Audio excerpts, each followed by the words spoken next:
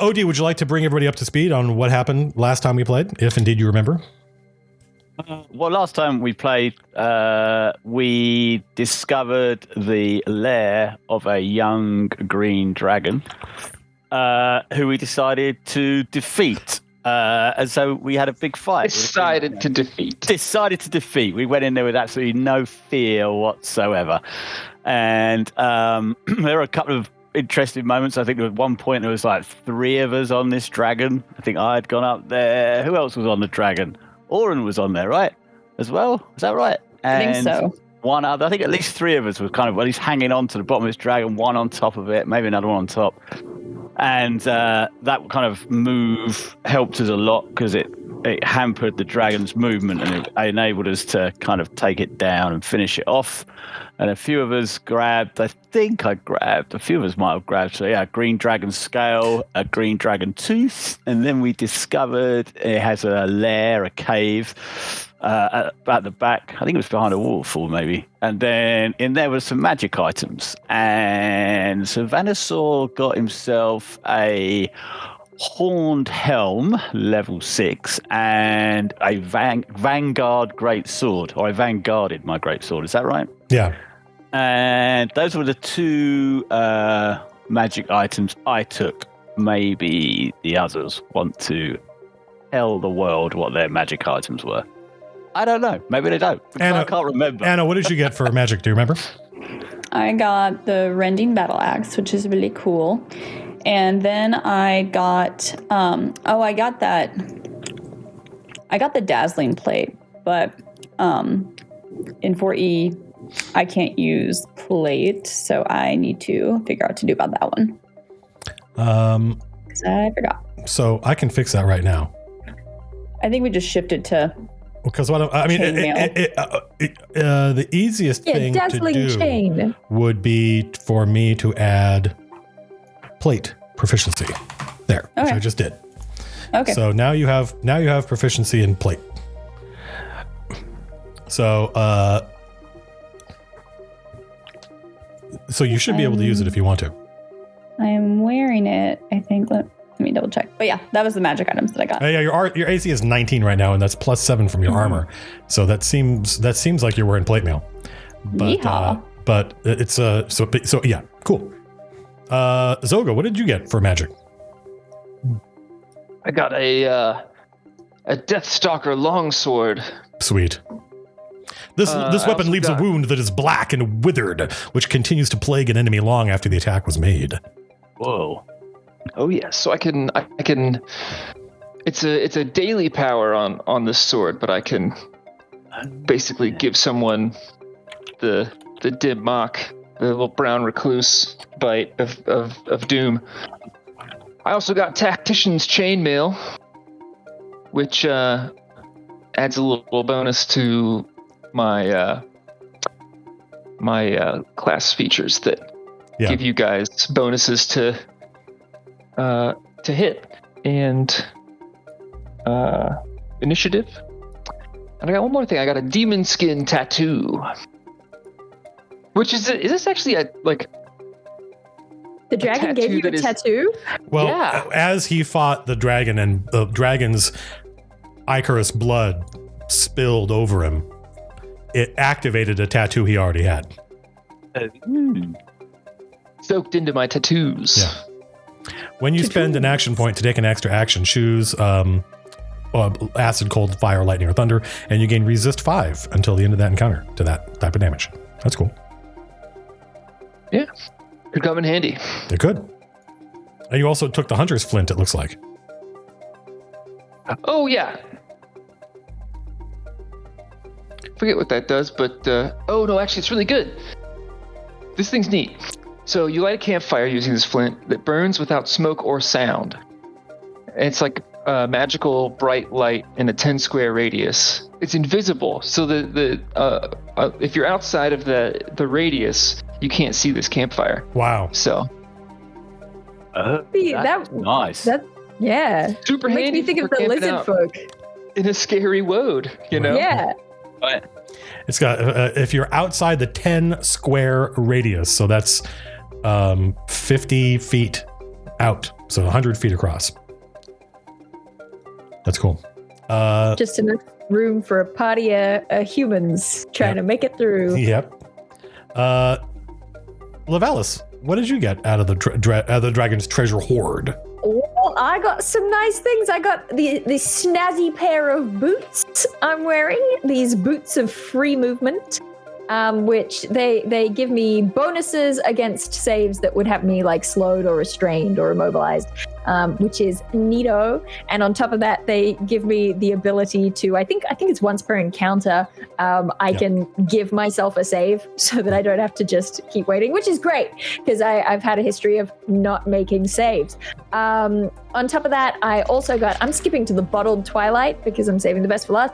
I got a little bottle of Twilight that I can uncork and it makes it dim light in a certain area. We don't know whether that'll be useful, but it just sounds nice. And on theme, this is Dusk.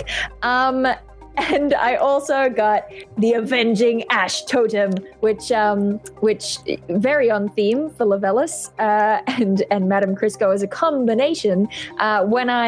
It gives me a bonus to all of my sort of invoker attacks, but it also, when I crit, does an additional 1d6 fire damage, and once per day, I can do additional fire damage if I hit an attack with the thing. That is awesome. Ko, did you get anything cool? I got several cool things. I have the Armor of Sudden Recovery, which allows me a temporary saving bonus against ongoing damage effects. That's cool. I got a little mechanical fly that taught me the secrets of speed. It is I guess it's key. It's probably key. The Blurred Strike key focus. And it also allows me a new power where I get to do my Flurry of Blows another time. So with that and then my per day power, I think I can Flurry of Blows someone like 3 times in a row. So that's I'm awesome. just going to beat on somebody like a schoolyard bully at some point. And then I have the Eternal Chalk, which will allow me to leave marks and writing that glow briefly as I scribe them, remaining in a place to guide me or leave funny messages until I choose to erase it. Yep. They cannot be erased by anybody except you for a week. I can't wait until one of us falls asleep. Lol. I forgot. I got the cask of liquid gold as well. That's right. This cask contains a never-ending supply of urine. Dwarven ale. Oh, Dwarven ale. That's better, I guess. And I got myself a little floating lantern.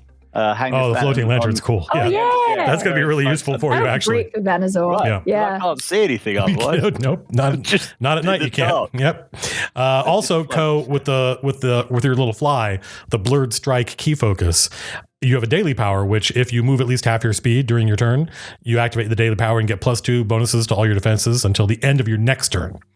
So that could be useful, especially for somebody that wants to jump into the middle of the action and lay about them. Yeah. I see it. Wow, that's a good item. It's not bad. All right, you emerge from the dragon's cave, now resplendent in your finery, the booty that you acquired from killing the dragon, and you return to the humans who are being watched over by Demelza. And of course, they want to know what happened. Zoga's just going to look over at Sir Vanazor, expecting him to chime in with the story. Yeah, so I kind of go over, looking rather dashing in my new, what was it again? My rather smashing new horned helm. Fear not, we found a terrifying green dragon, roaring flames, huge thing it was. But our powers combined, we managed to defeat it and come back with these wondrous items from this forest. I elaborate a bit, shall we say? It's the middle of the afternoon at this point, I believe.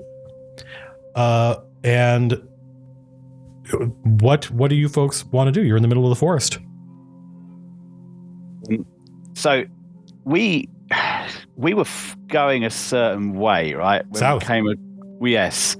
And we came across the remains of the dinosaur and whatnot. Did we go off course to go and find the dragon's lair? I'm trying to remember. I mean, the dragon's lair, I mean, it was definitely not in the direction that you've been traveling, but it didn't require you to divert the party. It didn't divert, not the commoners, not the townsfolk. Right. So we could just, what do you say? It's the middle of the day? Yeah, it's about 3 p.m. Shall we press on? Press on. Press on! Do we want to rest a little bit first? I know that my character sheet says that we haven't.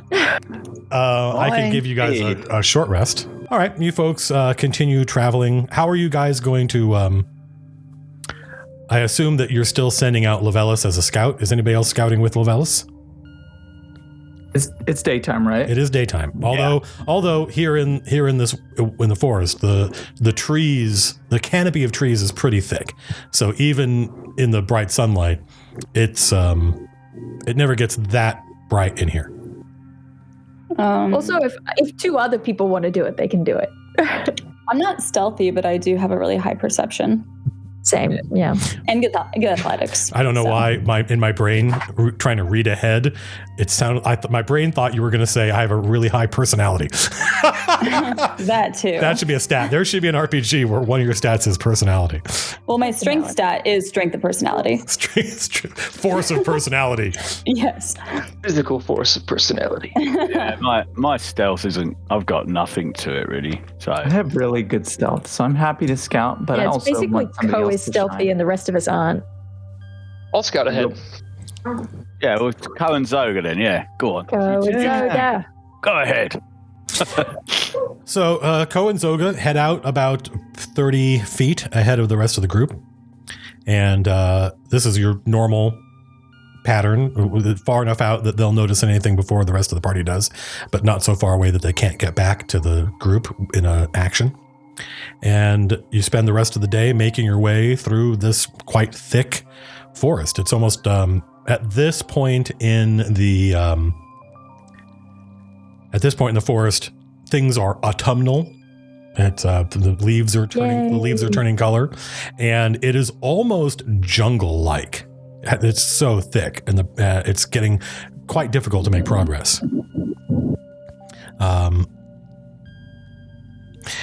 But you persevere. Do the humans still have all their horses and everything? I'm pretty sure, because didn't we walk all the cows and stuff down from the... I know you did, yeah. We definitely went to the trouble. Yep. Well, they are... We left the carts though, right? Yeah, I think we left all the carts and the big stuff. it's definitely like the old people. At first it seems like it's the horses that are slowing you down, but as you watch this caravan of humans trudging their way through the forest, none of them as good at managing progress as you folks. It's not just the horses, it's also, the old people, the grandparents. That checks out. That makes sense to me. It's just, there's no paths. There's a lot of bracken, thick underbrush. The trees are not very close together, but there's quite a lot of undergrowth between the trees. But you're able to, the birds are chirping, and you can hear the sounds of nature around you, which is a good sign that there's nothing evil or predatory in the forest nearby. And you're able to spend the rest of the day making slow but steady progress. And then eventually it's too dark, and you got to stop and make camp, which is pretty typical. I don't know what day this is. It might be I should have kept track of this if I was smarter. Yeah, I was going to ask. I was like, how long have we been in this forest now? It's like 5 days. And do we have a general idea? Because I know that I thought there was a map or something. You do not have a map of the forest, unfortunately. We don't. I mean, I was wondering, do people know roughly how long it would take? Do people go through this forest? Not in the sense that I think you mean. Zoga is a native to this forest, but not this part of it. In fact, this part of it is essentially enemy territory from Zoga's point of view. And so that's one of the problems, is that since you guys are not, these humans didn't know that and didn't know didn't know that you folks were coming to help them, and they did not pick a strategically useful way to enter the forest. And as a result, you're at the decisions they made when they entered the forest, or you guys are still paying for, right? Because if you were several miles east, you'd be in gold territory, and Zoga knows like the back of his hand. But here it's like you're still several days, if not maybe even a week, from the southern edge of the forest, but you're not sure. Blimey. Yep. Well, I've got a calendar module, but I have not. Go ahead. If it's getting dark, I'll get the old floating lantern out. Boom. Yeah, I'll strike up a campfire with the hunter's flint. Invisible campfire. Floating lantern. The people are amazed by the hunter's flint, because when you strike it, it strikes green sparks. And so just making a fire with it attracts attention. People are like, whoa, what's that? It's obviously supernatural. And the fire that it makes, it looks like a regular orangey red fire, except there's hints of green flashes in the fire that are almost hypnotic, and it provides heat and warmth. And the townsfolk are initially a little bit skeptical about it, because peasants are not super at ease with magic. But when it is demonstrated, when one of the old men of the village, takes a dead rabbit and sticks it in a skinned rabbit and sticks it in the fire, and it starts cooking normally, the townsfolk are like, oh yeah, okay, yeah, it's a normal fire, everybody. Come on, everybody gather around. And at that point, their stomach rumblings overcome any fear that they have of magic. And a lot of the kids want to run to the edge and then step out of the range and then step back into the range and then step out of the range and then stepping into the range. Because when you're 50 feet away from the fire, all of a sudden it just looks like all you can see when you're more than 50 feet away is like a heat haze, right? Almost like the kind of mirage you get on a hot day off the pavement. You would have to really know what you were looking for in order to even recognize there was anything there. And you would never in a million years translate that as, oh, there's a fire over there. So Vanasaur is kind of like pointing at his flowing lantern. Look.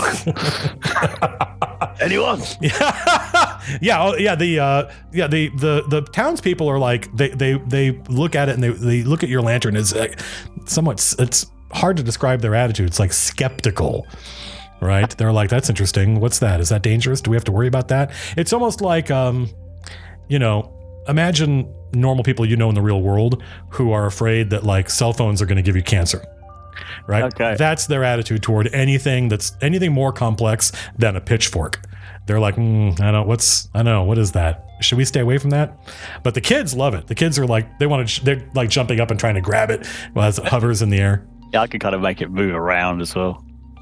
That's whole awesome. Camp just smell of ozone to these people. Yeah, they're. But the thing is, like, I think, because you can't. The human magic sense is not directional, right?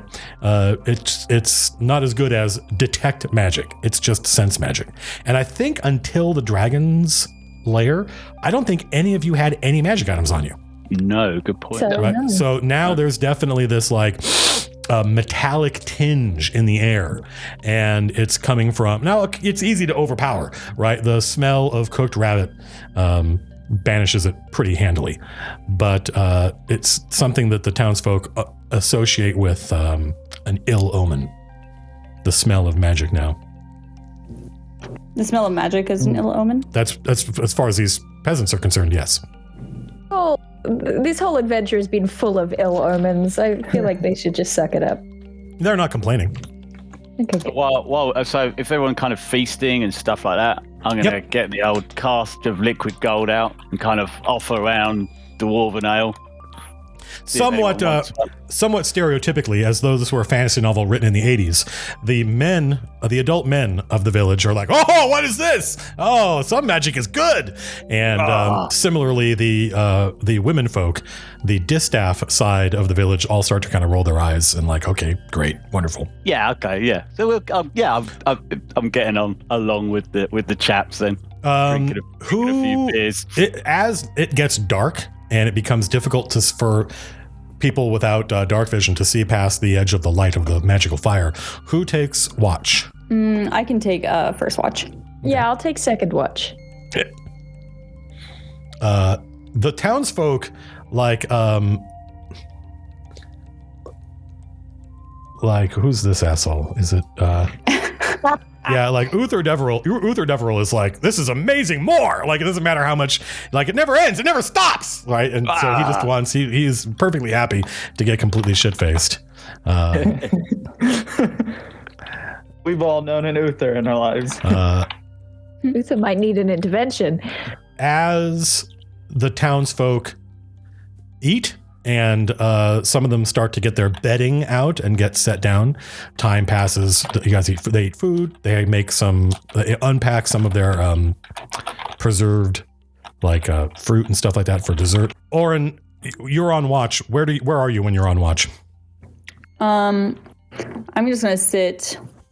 Well, because like my dark vision or whatever it's called. It's like how far could I see typically with that? Is it like 60 feet? I think it's traditionally it's 12 squares, which is 60 feet. Yep. Okay.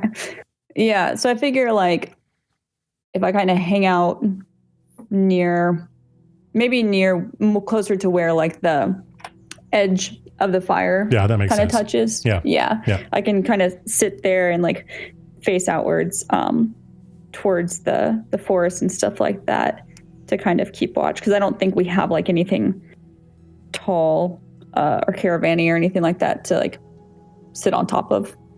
Well, there's stones and there's logs, fallen old dead trees in the area. It's a very untamed, untended forest. Okay. In that case, like, I don't know, I'm like 15 feet away from 20 feet away from the fire and up on a slightly elevated outcrop or a log or something like that, just to have a better 360 view. You hear the sound of somebody moving through the underbrush coming toward you from the camp. They're not trying to hide the sound of their movement. Mm-hmm. It is one of the humans. It's Sirona Deverell. You may remember that name. I don't, because her husband was one of the creatures that died getting to the tree that they were holed up in and became undead. And her undead husband would call her name out in combat. Sirona. Yes, yes. Now I remember. Sorry, Matt. No, I am also a player in this game, and I also enjoy human humor. You enjoy human humor? Yeah, I enjoy your human jokes. And that's right, because she talked to me earlier about my armor. Yeah, she did. She did notice your fucking dope ass armor that you just walked out of the forest wearing. like half an hour ago, you were just wearing normal clothes, and now you're wearing some epic I'm fucking dazzling plate now. mail. Yeah, well, sure. She has a bowl of soup, which she does not offer you, that she is sipping, and she sits on a log that is, within eyesight of you, probably about 15 feet away. Let's see if this works.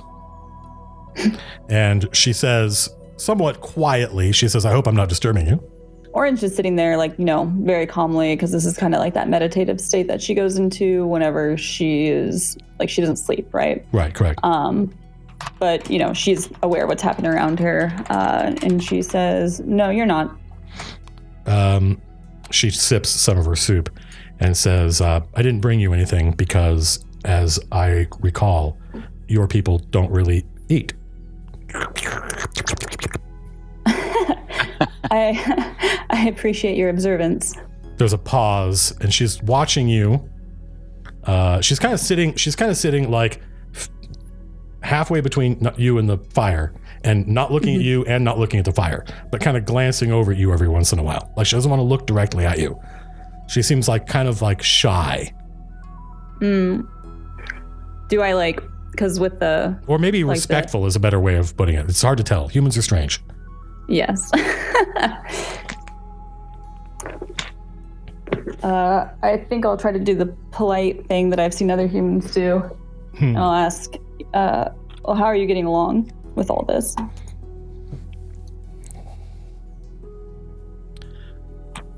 I'd be happier if the end was in sight, she says.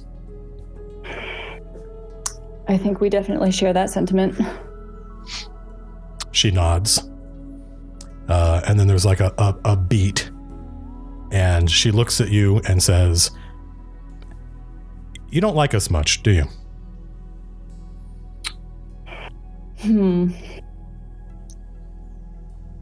It is more complicated. It's not a like or dislike kind of situation. My grandfather said, when people from different cultures meet, great allowances must be made for difference. I think I understand him better now than I did when I was a child. Well, experience and changing perceptions as you travel through the world will definitely do that. So, why... Forgive me for being so bold, but why are you here? Why do you risk your life for us?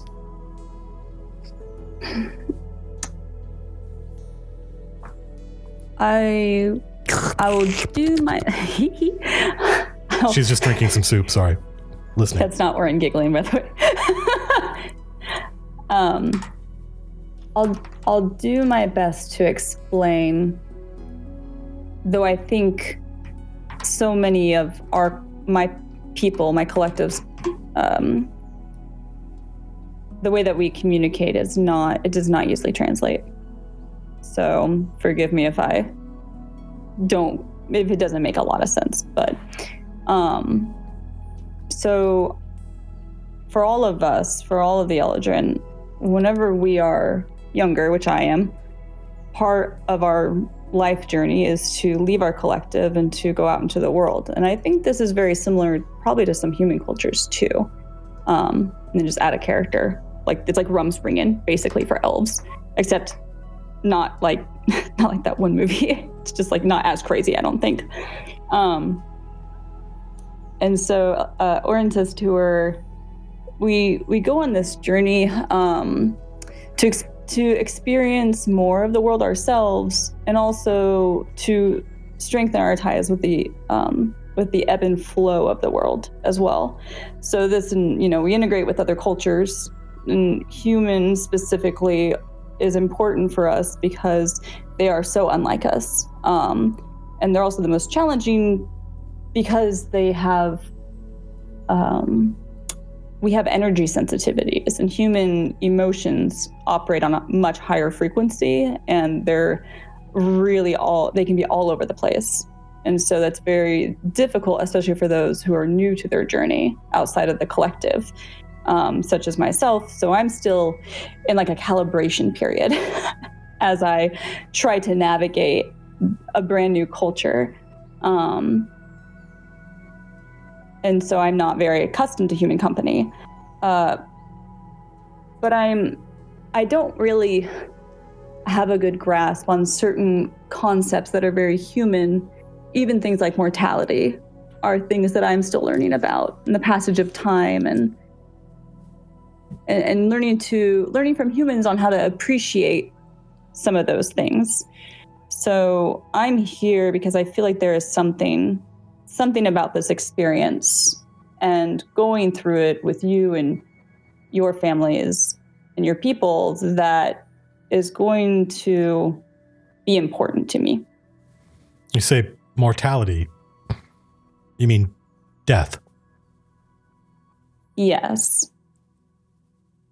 Death is a very foreign and strange concept, at least for me, and I think for most of my people, because for us, concepts such as death and birth are very much the same thing. Do your people not die?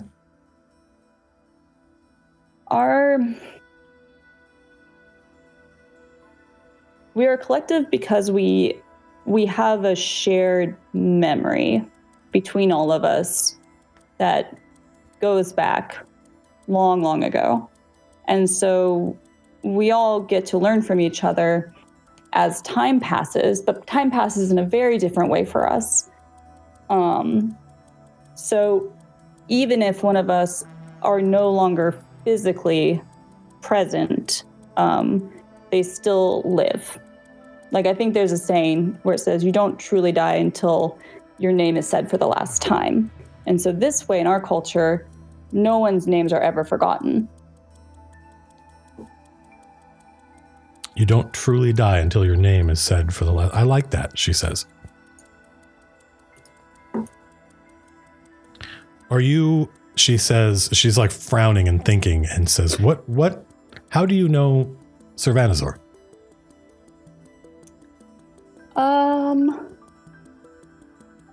Purely through happenstance. It was just a coincidence, one of those little lines of fate that you find yourself walking in this situation. I met him in a tavern. Fate. Do your people believe in fate? I think, well, fate and coincidence are all tied into the same thing. There are many times when you think in your life that if things had not lined up exactly as they did, you would not be where you are today. So a number of coincidences is leading you to your destiny. And so that, in my understanding, is essentially what fate is. Your fate is not predetermined. You know, it's like the fate is what you make. So you have to make your decisions and move forward and understand that even if things are challenging, it is leading you to where you're intended to go. She nods and sips. She's holding the, as the evening gets colder, the soup is keeping her warm. And she nods and says, we think the same. Do your people have gods that watch over you? Saints that protect you? That you pray to? We look to our ancestors for guidance. Those who are those who we share, those in the collective. Those from who we've learned from. That she obviously does not. She she accepts that. She's, but that doesn't. It's obvious that doesn't mean a lot to her. Yeah. The soup. It's like for her, it might be like, going to like her parents or grandparents for advice, or like village elders for advice, or if like books are a thing in their life, like, being able to read the words from people in the past to like help inform the present. She says, yeah, we know. She's like, I know what books are, but okay. She says it in a way that's like, I don't know if she would say this, but you can tell that books are unusual. Like her family probably owns like maybe 3 books total. Yeah. And it's not all humans can read, especially the peasants. Yeah. So to her, books are almost like treasure. Right. Yeah. I kind of get that. She goes to drink some more soup and there isn't any left. And she kind of, maybe to show you that the conversation's over, she tips the bowl of soup and only like a little drop is left, and she stands up and she says, well, if you're here because you want to learn about death, I think many of us will die before we leave this wood. And then she sighs like in a kind of melancholy way and turns her back on you and starts walking back toward the camp and says, but I thought that before you joined us. I think before she gets too far, I'll kind of offer like a gentle correction, which is that I'm here to learn about life. And then, she wants to head off. It's totally fine. It's kind of a finality way in the way that I say it. The rest of the evening passes uneventfully. The humans all go to sleep. Daybreak arrives in the normal manner. on time, on schedule. Humans start to wake up shortly before dawn, as is normal for them. Levelis is just a blinking set of reflective cat eyes out in the dark. Blink, blink, blink, blink, blink. And the humans pack up their camp, and they wait for you to lead the way. I think this is now day 6. Okay.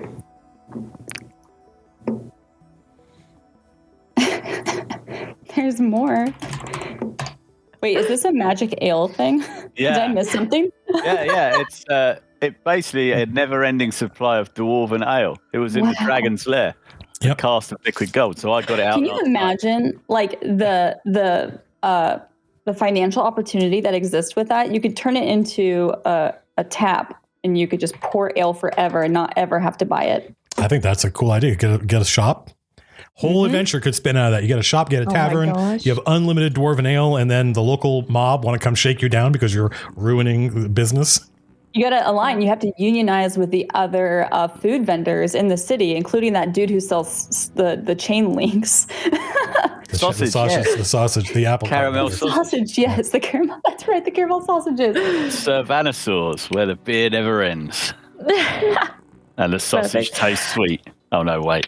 Oh my god. I love also that Uther Deverell and Sirona Deverell had very different evenings. You know, everyone copes they're related. with the death of a loved one. They're brother and sister. Way. Oh. Yep. The one got completely hammered.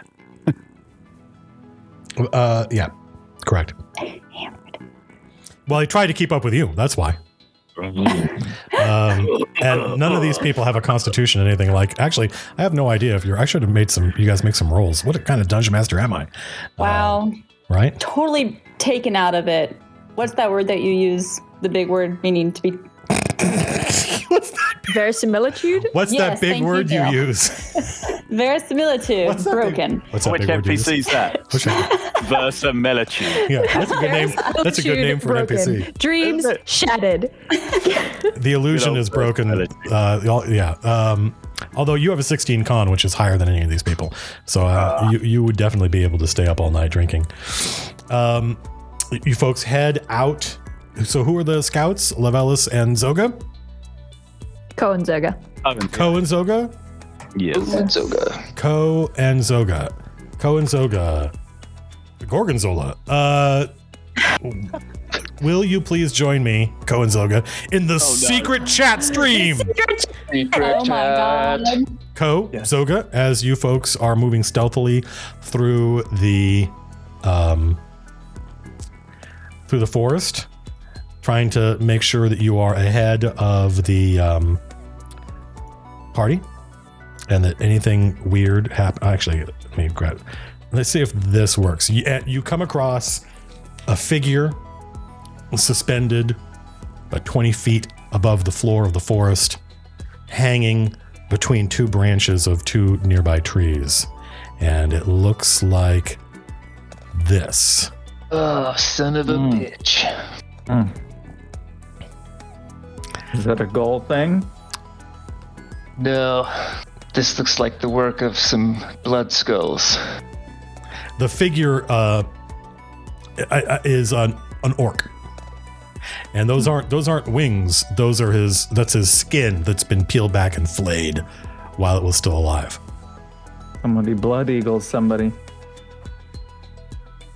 Ah, you're familiar with this technique. I have heard of it. I mean, have I heard of it? I guess you have. Can I make a check to recite more knowledge? Sure. Yeah, make a history. Yeah, I Probably. like that. Okay. Yeah. Nope. You have no idea. It's some weird. It's something that that you've heard rumors of, that certain savage tribe. It's not something that the Barrowmen would ever do. Like only. It's cruel. Only those who really, really serve chaos do this kind of thing. Yeah, this What is do you make of it? not the my people would not have done this, and neither would the orcs. They still have some semblance of humanity. We need to turn around and go back to the group. This person is definitely dead, right? He'll be fine. Walk it off. I mean, what? How would Ko know that? I mean, well, as you see, what does Justice think? I think that the person in this image is definitely dead. Well, there you go.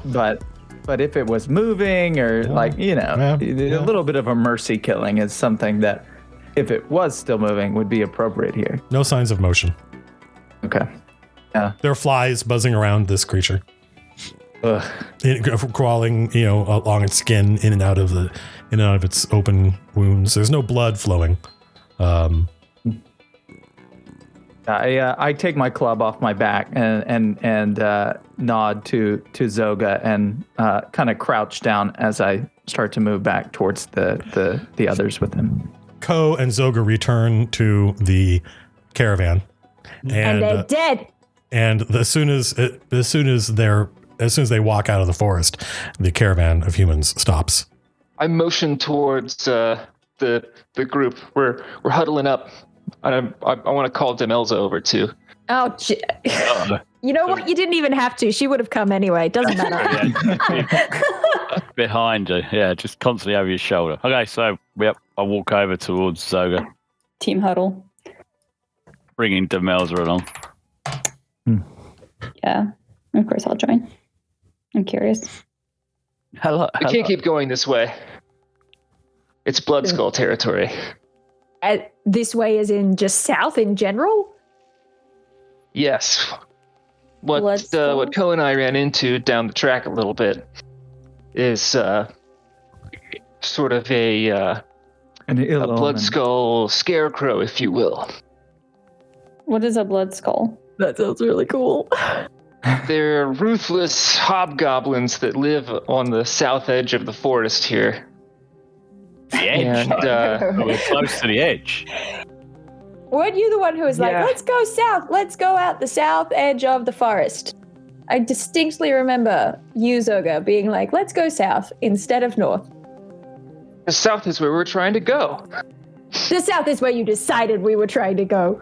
Well, in point of fact, I mean, Demelza will say she says, unless I missed a staff meeting, it was the townsfolk who wanted to go south. The townsfolk were divided. So what path would we take now in order to get out of the forest? Our best course of action might to just be to try and go around, to try and skirt around the outside of the Blood Skull territory here. It'll take us out of our way, but we may only encounter a few scouts instead of going straight through their territory with a bunch of, no offense, but old people and pretty feeble humans. They'll hunt them for food and blood sacrifices.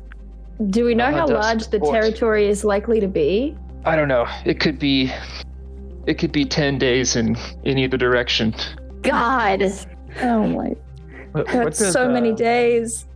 Even as an elf, that's a long fucking time. That's so long. Demelza's like, we can't spend 10 more days in this. Too long. She's like, we Do we can't have spend 10 more days in this rations? forest. Why should we fear these blood skulls? They're not like... Yeah, thinks back to what we just saw. Yeah. What did you see? These We did guys are just not kill a like dragon. anything else that we've run into. Yeah, we just killed a dragon. Dragon. We'll just jump on top of them like literally every other thing we've killed. We ganged up on one dragon. So good. We're the hop on pop party. The hop goblins. Yeah, the blood skulls are no joke. Like they're vicious and they know not reason or mercy. Aren't there aren't there like a whole bunch of different factions in this forest? I know that there's Ghoul. There's obviously the Lizard Men. Now there's Hobgoblins. Some orcs. Yeah, I was thinking, aren't there orcs as well? Like, is there any way to like, I don't know. Wait, what did we fight on the giant spider? Weren't they hobgoblins? Nope, they were everyday They were regular. just goblins. They were just regular goblins. Gotcha. Yep. With a flag, we'll never know. You got a really good look at it. Their standard. We saw it after the fact, Right. yeah. Yes, that's right. You did tell us. Yeah. Yeah. Emblazoned in our minds. Your characters got a clear view of it. You folks. Players just didn't They're holding up a massive banner. Oh yeah, so what? Yeah, that's what it's like you might recall this NPC's name. I was like, nope. Okay. That we're in their territory now, or that this is like the boundary of their territory? That like this is the choice where we're trying to go in deeper, or is like this is the warning, or is this like we're in it now? Oh my gosh, was the Scarecrow a dead person? Yeah. Whoa. Oh no. Young Rog the Whip, the demon prince of blood. They had wings. That's pretty. Wait, what had wings? Well, The Scarecrow had wings? yes, but they were made from its back. It was flayed? Yes. I'm afraid so. I'm afraid so. Co, have we not talked? Have we not talked about your inappropriate humor, Co? Tonight, you guys, but I gotta go. I'm sorry, but God. oh no, my internet, it's dropping out. Oh no.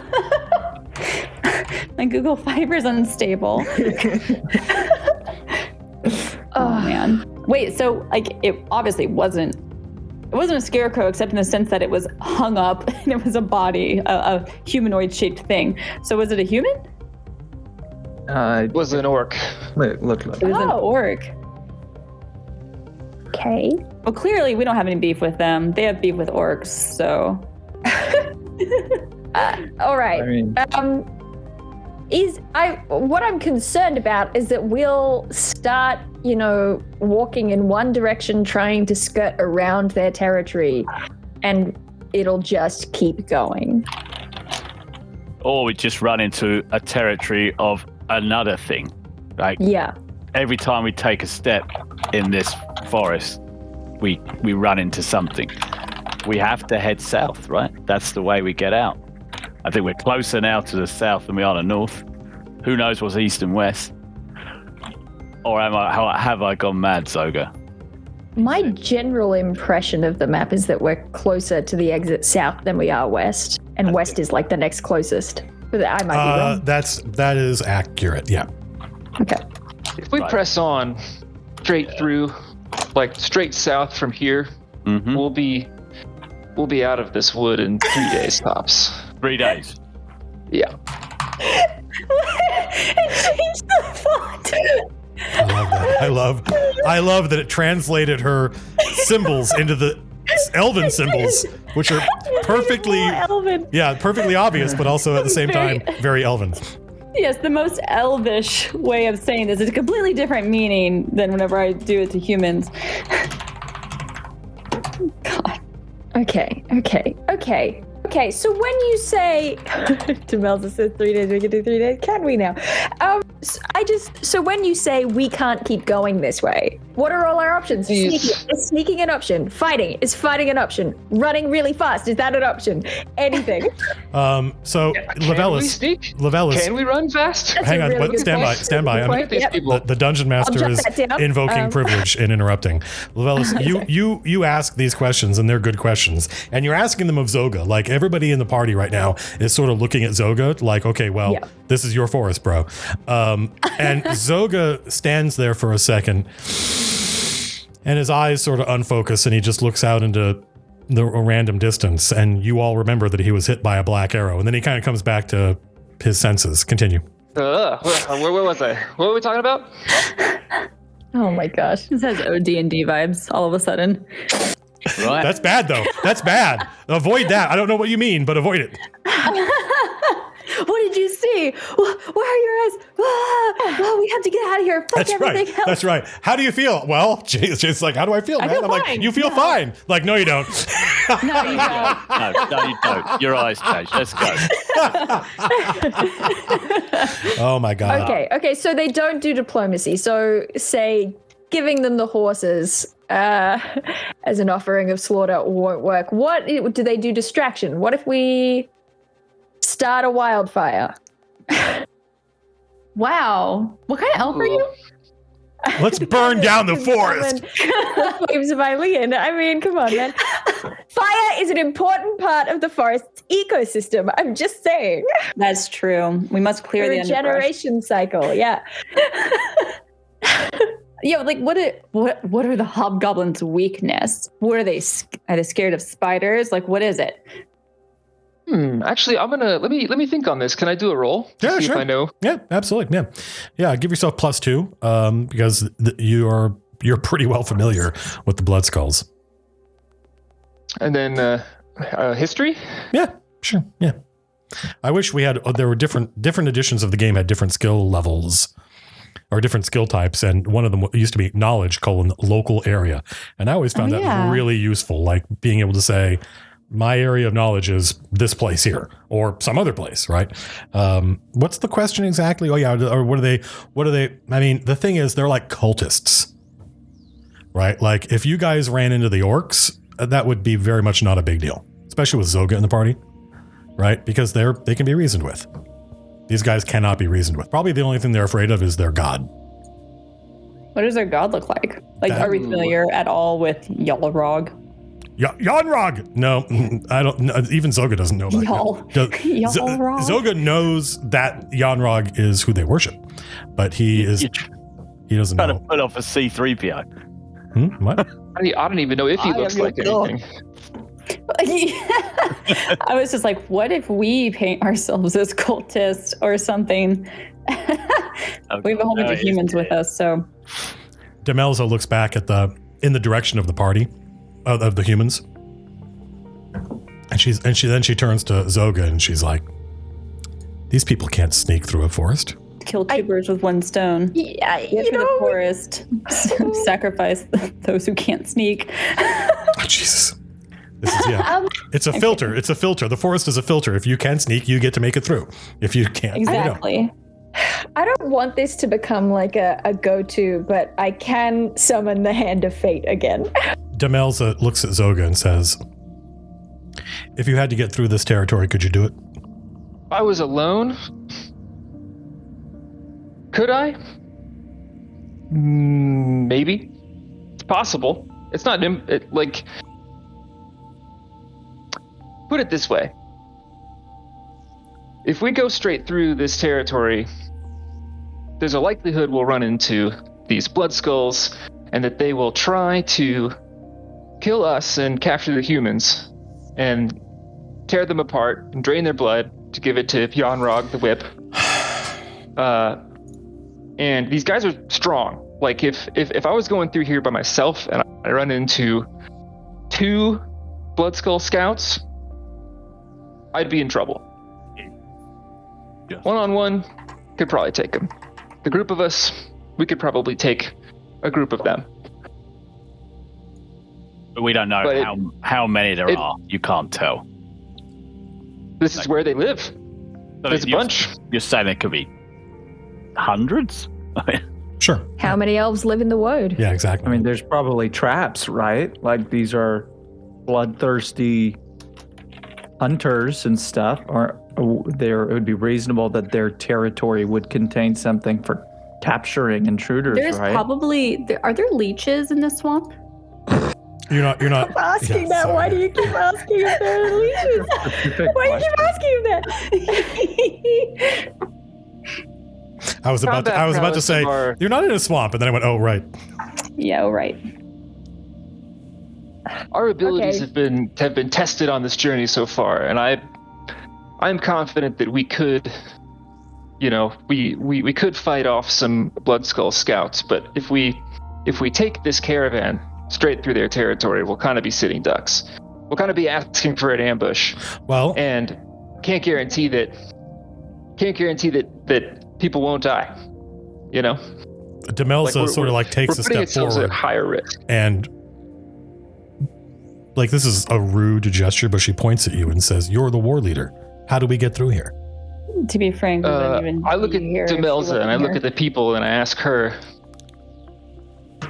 I just kind of bluntly, like, can we make it another 10 days?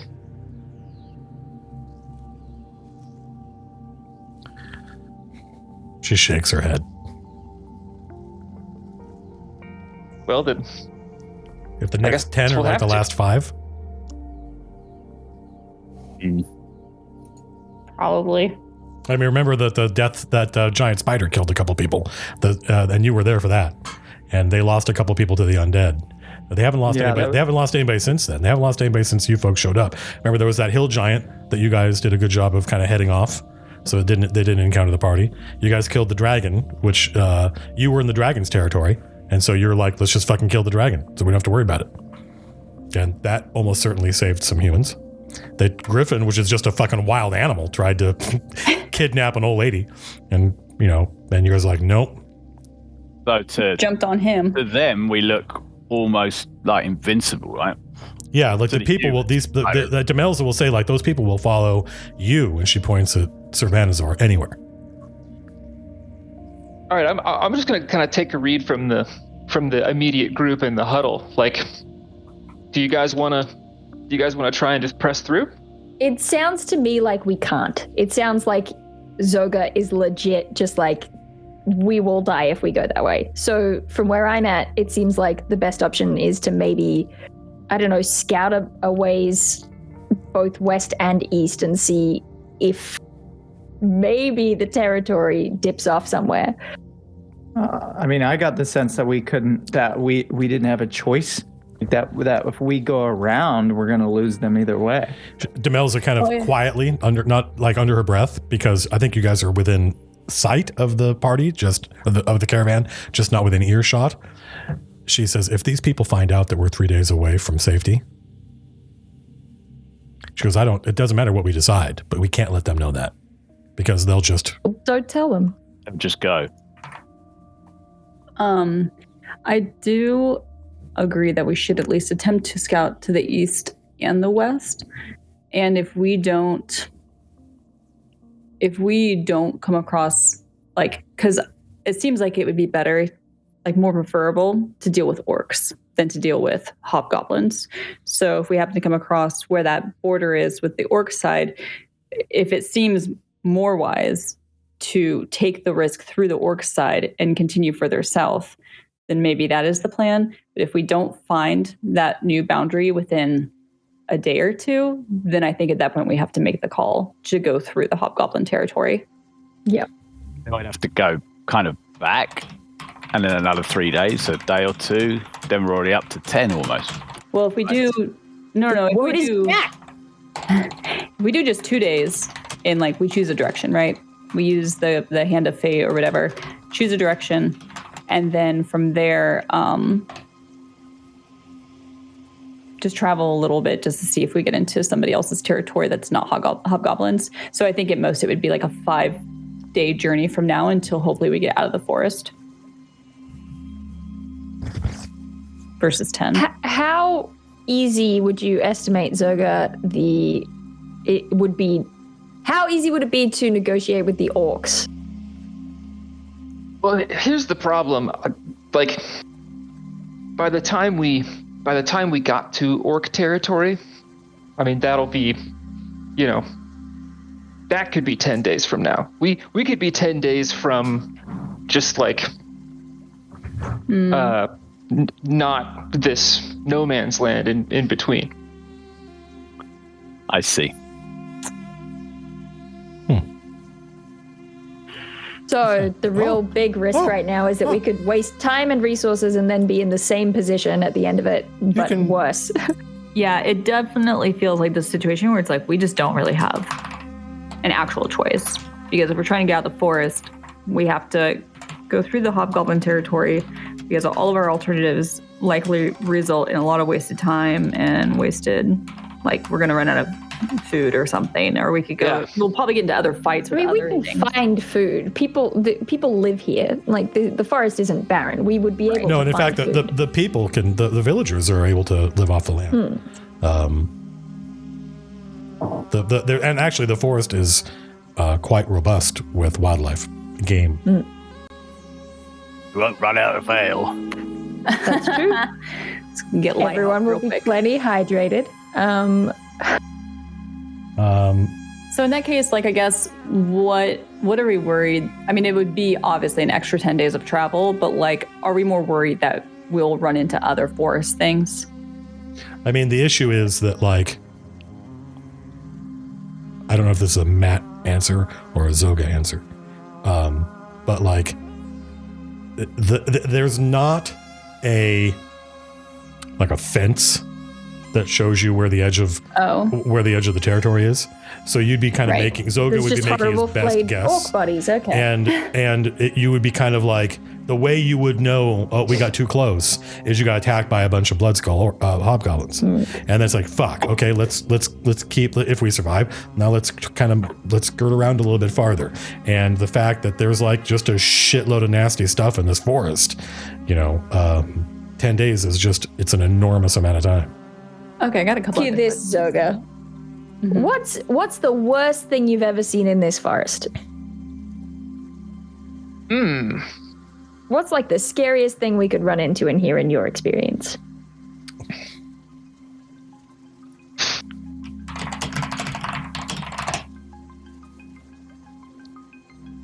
A demon once. Okay, that's not great. Demon? Yeah, just once.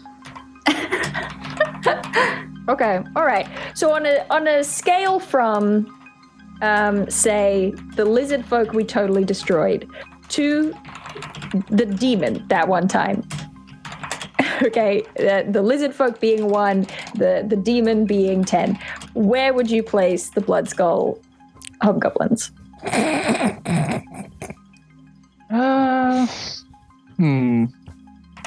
They're pretty nasty. Not a number. I don't really know. Matt, where do you think these guys would be? Yeah, I mean, Tell us the CR difference. These are the servants of a demon. But yeah, I mean they bleed, and they can be fought and killed. like the best way to describe these guys is they actually are what superstitious villagers who don't know any better think that the Ghoul and the orcs are. Right? They think that the Ghoul and the orcs are these just insatiable, evil, but that's not true. That both the Ghoul and the orcs are intelligent, civilized, but the Bloodskull hobgoblins are, they can't be reasoned with. And they exist from their point of view, they think they exist to serve their demon god. So it's that combination of the fact that they're quite well organized, right? They're not animals, and the fact that they are like evil with a capital E that makes them nasty. Zoga already said this, right? Like on a Bloodskull by Bloodskull basis, it's no different than any of the other stuff you guys have fought before. It's the fact that you've got these fucking 37 humans that you're trying to protect. Although, to what extent that's important to you. Remember, your quest was to get Demelza back. Yeah, imagine if we only had one human. Be a lot easier. Well, that's kind of what Demelza is doing in this conversation. She's trying to represent the people, right? And By the way, I do not voice that opinion. I got scolded by Vanazor once when I said something like that. I'm not doing it again. I'm wondering if, because I don't know anything about hobgoblins, so I don't know if they tend to wander around in packs or if they send out like single scouts, if that's kind of more the thing, just to kind of check perimeters and things like that. Because if we have the opportunity to be able to go into the territory kind of more discreetly, like maybe on our own kind of scouting mission. Because they're not like the Darrow, right? In the sense, like, or maybe, I don't know if I can even get an answer to this. But because they are organized. Anna knows what the Darrow are. I know what the Darrow are. Does Orin? I don't know. I don't know. Probably not. But I guess for like Orin's question is more of like they're organized, which makes them a threat. Also because they are just kind of fanatics about this Yonrog devil guy. Yonrog! But like if we were to capture one of them, like fight them and subdue them and then capture them, is there any way for us to try to like get them to, I don't know, like persuade? Are you talking like as a hostage? Like let us not even like a hostage. I'm sure they don't give a shit about each other whenever it comes down to it, but more of like as a way to be like, hey, like tell us, you know, what is it from Inglorious Bastard Stomp? Something like take your wiener schnitzel licking finger and point on this map. I need to know about hobgoblins hiding in trees. Yes, that. Can we do that? And try to then avoid some of the more populated areas to be able to get the people through. I'm with you. Just go into a little bit of their territory, try and catch one off guard, and basically get information from them. Would it lie? Do they value their own lives at all? Do hobgoblins know what goal are? Like, do they? Oh, sure. Okay. Unless so they would know. Unless we have a way to, I don't know if we have anything compelling enough to get one of these things to divulge information like that. Right, and you're saying like the threat on their life just wouldn't be enough. They don't care. Don't think so. That's if we manage to even capture one alive. Fair point. Yeah. Because I'm trying to think if there was a way to like intimidate or even confuse the one that we captured into like it believing that in some way we are one of us is like sent by Yonrog, and I don't know. Okay. So ultimately, Demelza is like her ears perk up when Orin says that. Obviously, the only thing that these hobgoblins care about is Yonrog. So if we have some way to capture one and then convince them, we could convince them that we've been sent by Yonrog, they're the one, and they need to lead us through this thing to achieve their destiny and to be fulfill their whatever with Yonrog or some shit. We can figure it out later, but some kind of thing to that's related to like their god or whatever that we could use to. None of them look particularly hobgoblin-y or Yonruggy demon prince of bloody. Maybe Zoga. What language do these hobgoblins speak? They speak Common, and a lot of them speak... I mean, they speak Goblin, I should say. They speak Goblin. There's usually some of their war leaders will speak Common. They also tend to speak Giant, because Giant is one of the lingua francas of the forest. Giant is one of the languages that orcs often speak. All right, yeah, so... We just douse you in blood. You say you're Yonrog. We work with the orcs. Yeah. It's not a terrible idea. I still think it'd be fun just to capture one and see what happens. Yeah. So I don't know if we can do a thing where it's like, all right, humans, we need to scout ahead because this is potentially dangerous territory. So like sit tight, don't do anything dumb. I'm down for that. I don't love the idea of leaving the group on the outskirts of Bloodskull territory. Yeah. Because if we're not here to defend them, then like they'll be chum in no time. Chum. And it was like a day back to the Dragon's Cave. They could hold up there, but it's still quite. Less than a day. About a few hours. Are we assuming that It's a safe this? place for him. Yeah. Are we assuming that this territory is not taken up because it was dragon territory? Like no one else knows the dragon is dead yet. Oh. So you're definitely still in the area of the dragon's territory. All right. So we could take the humans back there, or I don't know if they can get back there on their own. And then there's a cave they can hold up there for however long it takes, and we could go into this blood skull territory and be the fearless heroes we are. I love that idea. Rah. Demelza was thinking. She's trying to imagine how, like are hobgoblins man-sized or not? But as a result, she wasn't paying attention to you guys' plan. So she asks Sir Vanazor, go into the forest and go into the Bloodskull territory and do what exactly? Yeah, it's not like we're going to be able to just clear it out. I mean, a couple years, maybe. Yeah. I think it's to capture Genocide. Try to capture one of them and see if we can Fire make it cleanses headway. many things. Jesus Christ. You gave me the ash totem. Pyromaniac elf. We want to gain information. Find out what we can. Can we get through there? It's not the time for you to be with us while we Worst case scenario, if we are gonna just charge through and try to get through in 3 days, we want to make sure we know what path the humans are going to be taking before we take them, right? So you're We also suggesting want to know Demelza what a says, hobgoblin is like if we have to fight one. you're suggesting Sorry. you five penetrate this hobgoblin territory far enough. You're suggesting that we put the villagers in the dragon's cave. She holds up her hand and she says, I'll stay with them.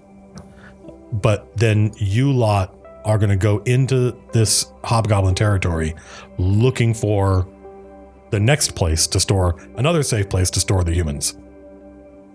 Not You're to talking store about them. leapfrogging. Ideally, yeah. I mean, I just feel like in no circumstance should we do a dry run with the humans in their territory. How She nods and she's like, I'll. She's like, as long as we can. You can't see what I'm doing, but she kind of makes she's pointing at you and then pointing at herself serially. And she says, as long as we can coordinate and as long as I know how long to wait with the humans until I should give up on you, then I'll stay with them while you try to find some sort of safe house, a bolt hole inside this territory. And then from there, make another further yet. She's like, she holds up 3 fingers and she says, you only need to find 3 places that are safe. Well, I mean, and also, how many nights can humans go without sleep? We like sleeping.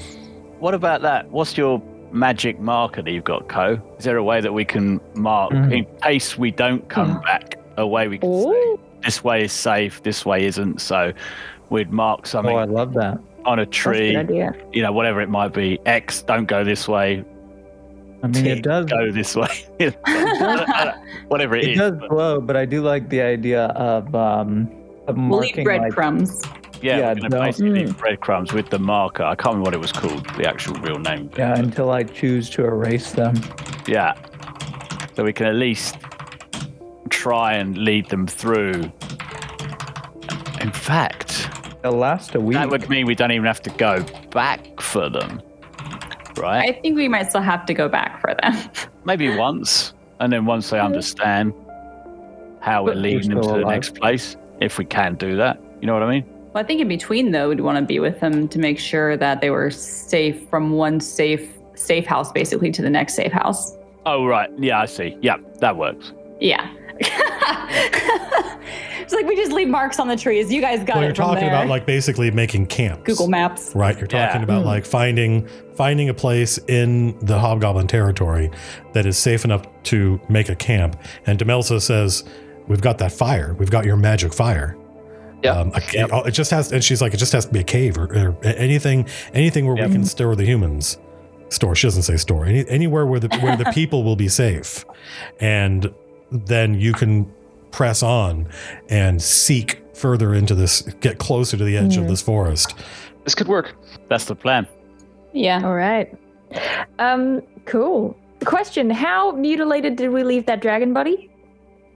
What are the different? Tooth and bit of scaled. I think we all got a bit of something off it. Yeah, I mean, it's got wounds. It's but it's certainly not a fossil yet. It's not rotting or anything. I mean, I'm just wondering. It's not going anywhere. I'm just wondering if we're putting them in the dragon's cave, if we can curl that dragon up and make it look like it's sleeping outside the cave. That just adds extra insurance. I mean, you could definitely do something like that. How convincing it'll be, it'll depend on how good you are at making dragon meat sculptures. I mean, it just how needs to perceptive look your like enemy is. it just needs to look like there's a dragon from a distance, right? Like, Sure. Yeah. I mean, it is a how many dragon. people are gonna, It is a dragon. yeah. How many people are gonna creep up on a sleeping dragon? Yeah. Get a big bellows and stick it up its ass, and then fully understand pump the how bellows, you did and that, it'll look but- like it's breathing, right? Oh my god. Cool. At least, Cool, everything smells like dragon. So most animals, I feel like, would avoid the spot. Yeah. And I imagine the dragon put its hoard in the safest spot in its lair. So Yeah. Put them in the cave. Yep. cool. Back to the cave. Let's do everybody. it. Let's do it. All right. Break. All right. You go back to the. weekend at Bernie's the dragon around through the Hobgoblin. What if we all territory. get into the dragon? I'm a We walk around dragon. like a puppet. Yeah. It'll be like one of those festival, like the Chinese New Year dragons. Yeah. Conga line. Lives. Yeah. I am Yogrog. Savannazor speaks Draconic. We just need a megaphone. All right, so that's plan B. That's plan B. I like this plan better. This is I'm sorry, I did not it's a listen to pretty your. good I did plan not B. listen to your plan B. you didn't. What was You it? shouldn't. You It was missed dumb. out. We'll surprise you with it later. That's so good. Yeah. We'll spring it on you. All right, then. All right, so shall what? we? So you're going to go back to the people, and what are you Yep. going to tell them? Because they've been anxiously awaiting your return. What are we gonna tell them? Well, we have to tell them that basically we're about to enter like the most dangerous territory of the forest yet. And so what we need to do is spend a little time scouting ahead in order to understand Clearing it out what we might be up against, clearing it out, finding a safe place so we can start making it through. But in order to do that, we need to have them, the first safe place is that dragon's cave, because nothing's going to go in there. This is dragon territory. Like it's safe enough here that we can leave them for a night in order to go accomplish this portion of it. And then we come back, we'll get them, take them to the safe house, like the next place deeper into the woods. And then we're going to repeat that process, and we should be out much more quickly. Welcome to Dragon Base Camp. And we'll be out in 3 days. Don't Don't tell them that. Because Do they're not not tell run them that. through. They're not going Do to. not tell them that. 14 days. 3 months. Don't give them a time frame. Just say we know that this is the shortest path through to the other side of the woods, but until we have a chance to scout, we don't know. We just know it's the shortest. Demelza says, "I'll go with you." She says, talking to the villagers, and I'll stay with you. And she's trying to calm them down and say everything's going to be fine. We're going to turn around and we're going to go back. Only a few hours, and there's a cave. She looks at you guys, right? There's a cave, right? Oh, Yes. There's a cave Aye. that they've already cleared out and made safe. And the people are like, they're like 50-50 on this. They don't really understand why they're turning around exactly. And then the other, as some of the people understand perfectly what you've said. And so there's a little bit of like, why are we doing this? If we're close to the edge of the forest, why don't we just get out of here? Why are we turning around? Is it safe to turn around? What happens if we're attacked on the way to this cave and the Dragon Knight and his people aren't here, right? And then one of the humans kind of freaks out a little bit and starts saying, this is madness. Hang on a minute. Which Apparently I'm human? I want to keep an eye on them in the future. his name's Piran Olver. He's one of the adults. If there's like the grandparents, the parents, and the kids, he's one of the parents. And he's shaking his head and says, "I say we turn around." I say we get out of here. Let's leave these people. He's pointing to you guys. Let's leave these people to the forest and just go back home. This is. Do you even know how to get back home? One who's siding with that guy, raise your hand. Well, I mean, a lot of the people are like, they've been through a lot. And it doesn't look like things are getting less complex. It seems like they're getting more complex and more risky. And they had these 5 Charging heroes. into a dead forest. Who did that? They did. Sorry. I'm not exasperated with you. Piran over points at you, Lavellis, and says, of course you want us to go on. You're not even one of us. You'd love to stay here in this forest for the rest of your days, but not us. We don't belong here. He's like, this was a mistake. I agree wholeheartedly that this was a mistake. You've only gone through so much because we have been here trying to get you out. Like, aren't we going to, like, walk them back to the Dragon's Cave, or are we just letting them go on their own? That's a good question. We were going to walk them back. That's what I thought. So that's, like, not even, like, something that to Actually, worry can about. you guys see this dude? Is there a way I can make it so that you can, like, actually look at his picture? Let me look at this guy's face. I can see. Looks like a winker. He's also got a dagger, so let's disarm him. Yeah, I just don't. I don't think it's a great idea leaving a dude who's going to start a mutiny. You know what I mean? Like, this is a delicate operation. But what are we going to do? Like, we can't gag him. Well, it's also a situation where it's just like, Yeah, we is can't gag him. Kieran here with, like, his family? Yeah. Like, does he have family members here that he cares about? Yeah. What faces are they making while he talks? He's got his dad. It looks like he's got his son. And it looks like, and his wife. So his father, or it could be her father. No, it's probably his father, his wife, and his son are all here. And they're all just waiting to see, like, what is decided. And the longer he talks, the more it starts to sound like getting out of here is a good idea, because, like, certainly the way back is safer Kieran. since you guys already cleared this out, right? And the way forward is dangerous. Kieran, I need you to understand. Yes, of course, getting out of the forest is it's a great goal. I'm here for it. Well done. There are several steps in the process between now and getting out of the forest, all right? And I would love to hear your detailed step-by-step plan. He covers his ears and he says, I'm not listening to you. Oh my God. I'm not listening. All right. I will not be caught by your elven glamour, he says. And the town folks are like, oh, that's something else can do. That's true. Oh, that's thrilling. I love that. Great. One of the old men, this dude actually, who up until this point has been sitting down waiting for the people, as have a couple of the older folks sit down and they wait for the people to make a decision. Hardfrith stands up and he walks over to Piran Olver, and Piran, who's kind of like having a panic attack, Piran spins around just as Hardfrith is standing behind him, and Hardfrith slaps him across the face. It's quite loud sound in the forest. It doesn't appear to have hurt the man any, but it has shocked the hell out of him. And he points at Piran and he says, "This was your idea, Piran Olver. You're the one that started all this nonsense about leaving. You were too afraid to stay, and now you're too afraid to run. Well, you don't get to make those decisions anymore." And then he points at you folks and he says, "These people risk their lives for us. So you will do what they say, whatever they say. And you will not open your mouth again until we see daylight, or I give you the thrashing your dad should have done when you were 9. Listen to Hardfrith. Nice. Move. Let's move on to the And- dragon's lair. Piran Olver just kind of stands there in shock. And the rest of the townsfolk, like, as a group, like, move up to you folks and kind of leave him behind. I'm just gonna Like, all right, now what? I'm just gonna give these people like a little, not a pep talk, but I'm just gonna be like, look, we've been through some shit so far. We're almost out of it. We faced the nastiest stuff that we've come across so far, but if we keep our cool, if we keep our wits about us, and I kind of, shoot a little sassy glance at Piran, We can make it through.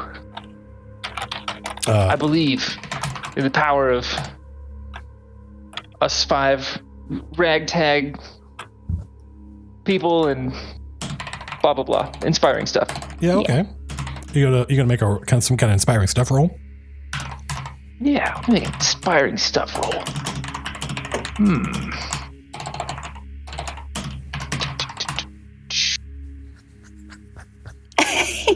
Sassy pose. What's an inspiring stuff roll? That's a good question. Probably charisma based. Like diplomacy. Could be diplomacy. Could be intimidation. I don't know. It's been a long time since. Like, how do skills work in this game? Seems like it would be a nice one. Yeah. Yeah, diplomacy. I'm kind of trying to diplomatize a little bit here. I'm just kind of trying to like. What I want to do is like let them know like, hey, like this isn't about, you know, we're not leading them on a wild goose chase. Like we're risking our lives for them. They're also all risking their lives just by being here, right? So it's not like, you know, we're not gonna run away on them. We've come this far, and we're in it together. Yeah. It's really good. Onwards. Go ahead and make a roll. Well, backwards first. Okay. All right. Cool. I have Situation with hobgoblins and dark vision. This is Zoga then as one look at Savannah Saw. Zoga speaks the truth. Oh, okay. They all nod. They were like, "Oh, you want to keep talking? That's fine." We met not so long ago in an inn, and these fine 4 friends of mine now fought bravely alongside me, and have continued to fight bravely alongside me as we travel through this forest. We have saved many of you, and we have kept you as safe as we can, and we will continue to do that until we lead you out of this forest. But you must listen to us. This is the best course of action. We will lead you through. Trust us. Why don't you go ahead and make a roll? Probably the same thing then, diplomacy. In the tower, right? Ooh. There you go. Yeah, 13 is higher than a 4. Good enough for us. Lead the way, okay? I stride off. So, are you going to escort them back to the Green Dragon Lair? I think so. Yeah. Okay. I think that shows them as well. Look, we're keeping you safe there. Yep, that's fair. I mean, they're a lot less likely to freak out and bolt and run. Like Demelza, right. There's no like Demelza is their priest, but she doesn't have like mind control powers. Right. So yeah, we'll take them back. Hey, Lavellis is back. That might. The number of ears in the party has drastically increased. Doubled. That might even mean we have to spend a night there, or do we want to go into the Blood Skull? Was that right? Yeah. Blood Skull territory under darkness. I don't know. Well, that's up to you folks. You get back to the Dragon's Cave without. And as is often the case, it takes less time to get back to the cave than it took to get here because you know where you're going, right? So it's a lot easier to just go, okay, we've been over this territory before. And I should see if I can make this work. Skills, how do I skill check? Perception? I would say like 15. Oh, 158. That's quite a high DC. And then I think I can just go, cool. Is this going to work?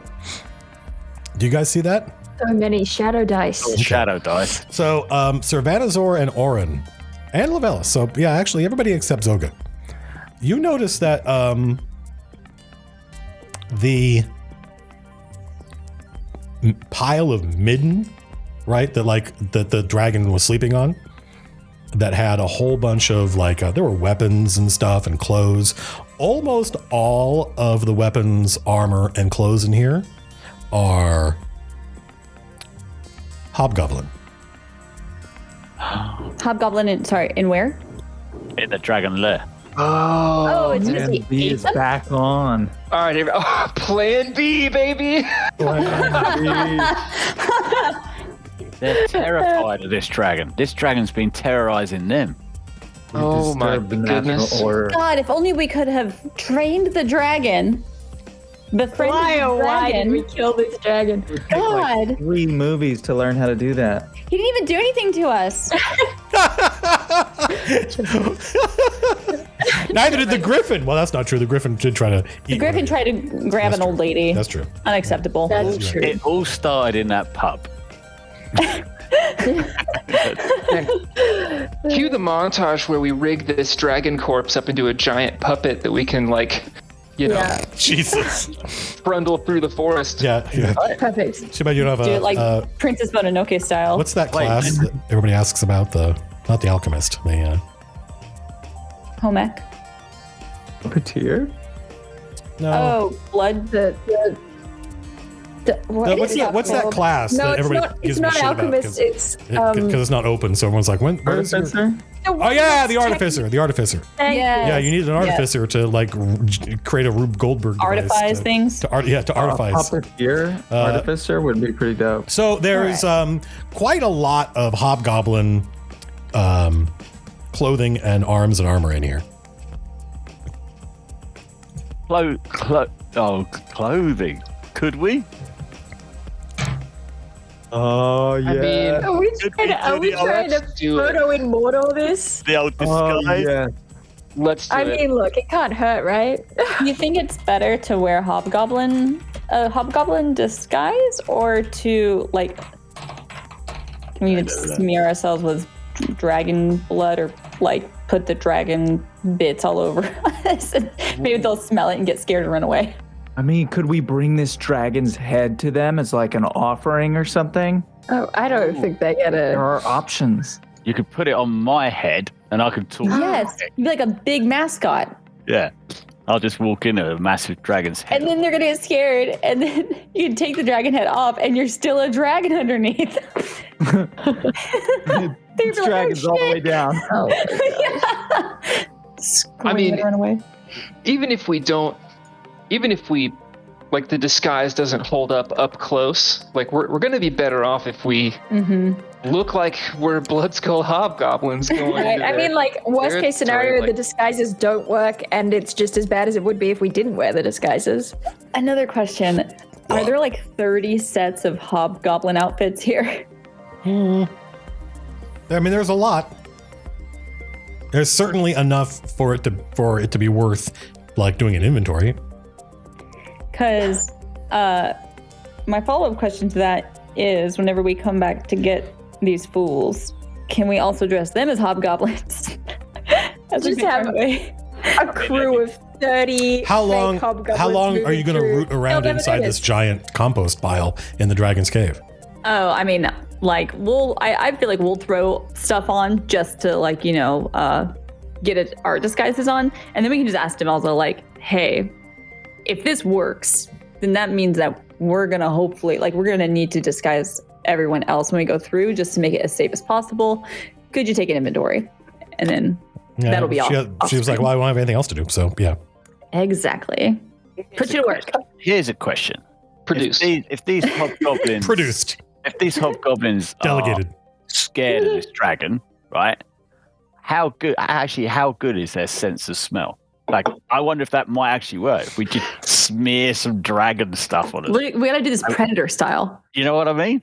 Like, and like, if we go into their territory and they're like, oh, it's the dragon. We need the dragon bladder. It would have to be, it would have to be not blood though. It would have to be like, We'll do it like the a hunter. excrement. The urine. Yeah. I mean, I don't know. If they can smell it and they think the dragon's out, they're the ones hiding. Oh, hang on. I mean, hobgoblins aren't like cats, right? It's No, not like they're not animals. They're I was going to say we could just stroll through with the humans stinking of dragon and we'd just be out in 3 days. We won't End have of to do it. D&D. End of D&D, yeah. No more encounters. We did it. We solved your riddle, Matthew. Here's what's up. We gotta go in anyway. So why don't we start with the hobgoblin disguise? Yeah. See what happens, and whenever we come back to get the humans and go back through, we can always adjust based on what we have found. Yeah, we can complicate it later. All right. I'm going to just, while no one's looking, just smear a little bit on me. I'm just covered in dragon piss right now. I guess I have a dragon. Maybe As you just pee your pants. Yeah, I'm just standing there shitting myself. No different than usual. No. Could various strong people help? Could various strong people help me just like, I don't know, align the dragon so that it's various wounds aren't obvious? By the way, the people, the villagers are fucking amazed that there's that was a Co can do it. So strong. Wait, no, I want to do it too. Hang on. Athletics. Hang on. How do I? Co moves the dragon. Co did it while you're rolling your dice. Co moves the dragon. Oh my god. Helping too. I couldn't have done that without your help. 14 minus 1. Don't patronize me, Co. You have -1? Yep. That's why I needed help. Wow. The villagers are fucking astonished that there is a dead dragon here. Like, they are fascinated. They want to climb on it. They want to look at its teeth. Right? They're like, okay, maybe less of that. Shit, this is fucking cool as shit. This is a real dragon. We told you. And they're like, there's no way these people killed this dragon. Like, of course they fucking killed him. What are you talking about? Look at all the specific wounds from axes in it. What do you think did that? Us. All right, get off of it. We're trying to move it. Just like punching all of these like wounds back into place to like seal it up again. Yeah, I just Co's result was better than both the elves put together. I want to lay its wings in sort of a natural position, things like that. Okay, well, that's not hard to do. We're plating the dragon. Okay. You're plating the dragon, yeah. You're tessellating it. All right, so it's you're able to. It's moving the dragon's the only hard part of this, by the way. Once you've got it, you can definitely make it like curl it up like a cat that's gone to sleep, And so anybody who came by would just see there's a fucking dragon here. They'd be like, actually, cute. It's not entirely. Awesome, I think that's actually how it was when you guys got here. Like it was just sleeping, and you folks just bum rushed it and probably had like a nice big lunch. Woke it up and murdered it. Yeah, basically, yeah. I'm kind of gambling that we'd be the only people in the forest likely to do something that's stupid. Wait, what's stupid? Stupid what? What's stupid? Waking up a sleeping dragon. Oh yeah, well, I mean, taking a fight with the dragon. Look, I mean, if it's stupid, but it works, it's not stupid. Well, it was Rise that and bit of shine. man thing. Shank. Yeah. Good morning. Poof. All right. Well, yeah, you're able to. Now the question is, before you head off into Hobgoblin territory, are you going to dress up as hobgoblins? Yeah, I think so. Yeah. Well, that's kind of. And maybe roll around in any nearby piles of dragon manure. Jesus. Well, there aren't the dragon. That's going to require. That's going to require a little bit of tracking because dragons do not poo where they sleep. Are they like cats though, where they have like oil Can I make a glands? nature check? Yeah, you might be able to. You might be able to express their anal glands to get some. Oh God. To get some. I'm making a nature check to try and find the dragon's latrine. Oh, sure. Yeah, go for it. Latrine. Yeah, sure. Yeah, but you're able to. It's it's not. You're able to hone in on where the closest deposit of dragon effluvia. Cool. Yeah, I just want a little bit of war paint. I'm not going to overdo it, but just little. You're gonna put it on your paint. face? Yeah, probably. Or maybe not my face. Probably like the sort of sweaty points, right? Like the pits, the neck, just a little bit. Anointed? Yeah. I just want to remind you that hobgoblins are not like hobgoblins are. They don't have like Simba. Anyway, sure. But I'm just saying. Just let us play in the poop, Matt. Just let us roll. There are animals in these woods who will react to the smells of us in different ways to how they will react to the smells of dragons. And maybe the hobgoblins will pay attention to how the animals act. In the game that I ran at Turtle Rock Studios for Phil and TJ and those guys, they fought a wyvern, and Matt Alpert covered himself in wyvern poo in the hopes. I was there for that. I was in the room when that happened. Yeah, but you weren't a player though. I don't think. I wasn't. I was just watching. Yep, and they were, and the rest of the party was like, What are you doing? Because he was an elf and he was the only one who was awake who noticed it. Yep. And then he got scared. And he thought that it would grant him some kind of like predator-like invisibility. Anyway. So yeah. Now what's disguise? I guess it's not. I guess it's like bluff. I guess it's like bluff. But they don't. Oh, they do have bluff. They do have bluff. Pass off a disguise. It worked. I was exactly correct. Bluff is used to pass off a disguise, fake documentation, otherwise tell lies. So what I'm gonna do is I'm gonna roll bluff checks for all y'all motherfuckers, and I will know how well disguised you are, and you will not. Yeah? We are asking Demelza before we leave how hobgoblin-y we look. How do we look? Yeah, exactly. That's Fashion amazing. show. Yeah, Fashion how do I show. look? Is this my good side? Is this my good side? To the humans. I would love to use any other skill than bluff. Unfortunately, I don't. I want to use athletics. I'll use my athletics to walk like a hobgoblin and to. No.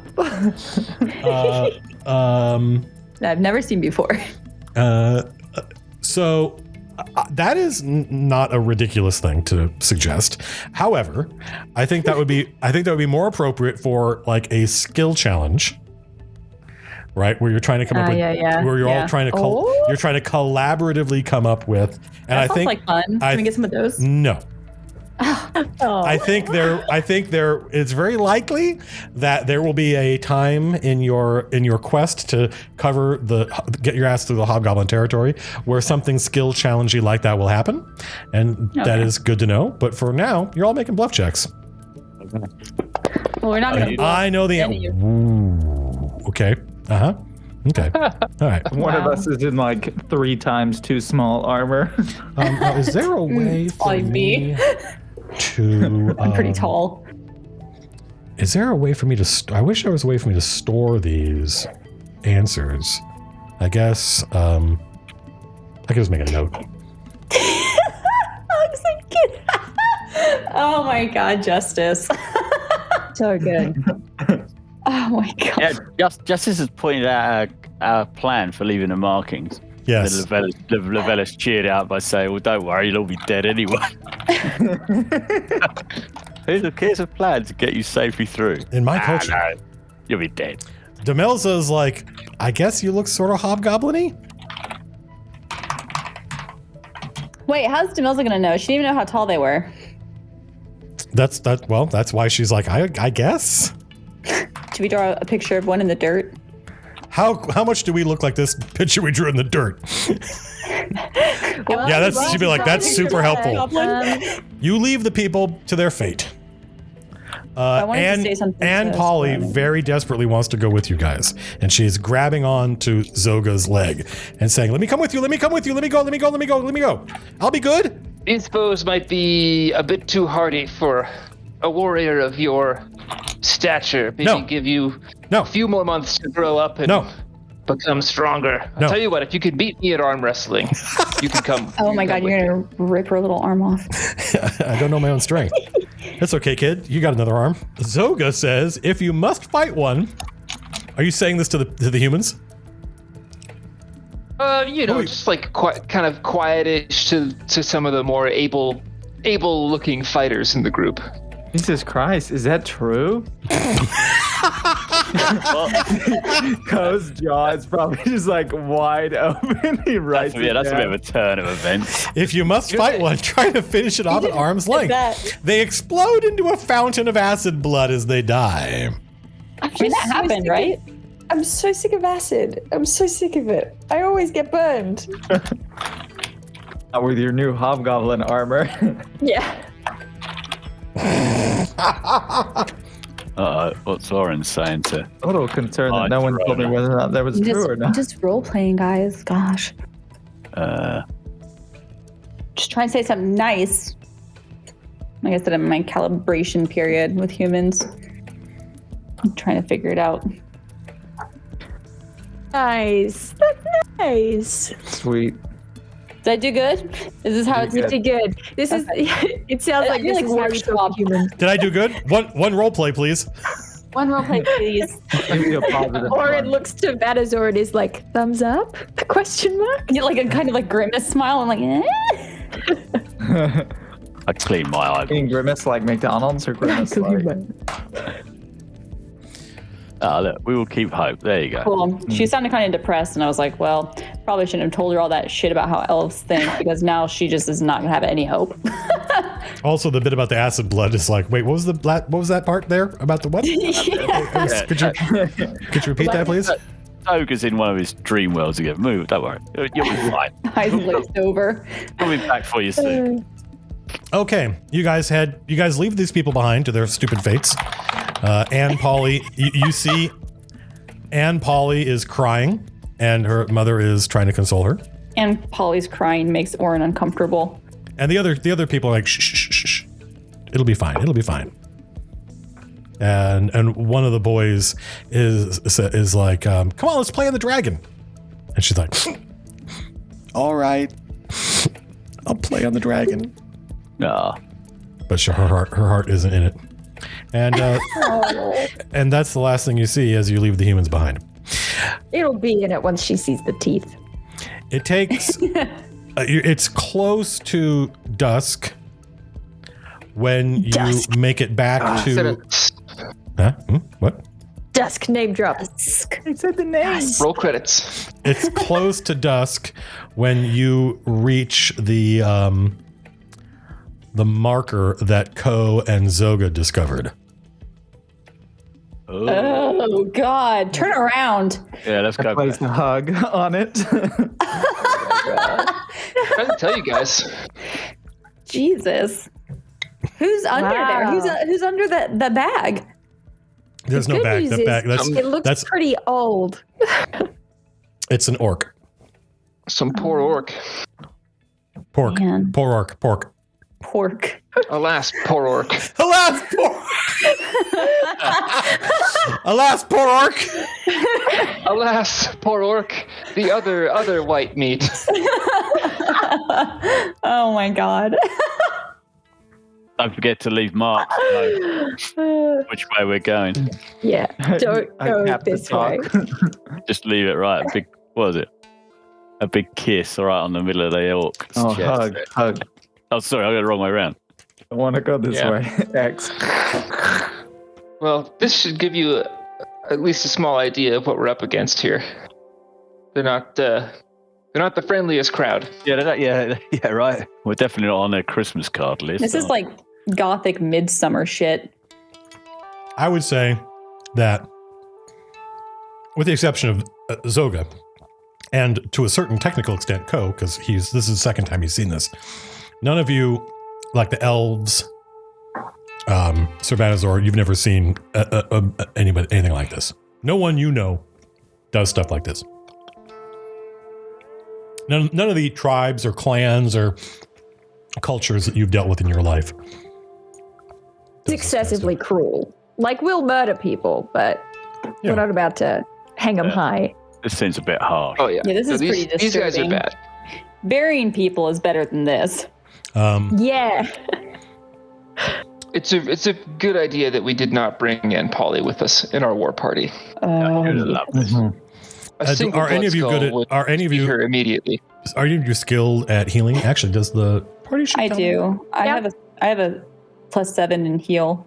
You want to make a check? Yeah, and I've got a Do plus. you want me to try and heal this guy? No, I just want to make it. Well, healing is with you. healing is as close as 4th edition gets to like medicine.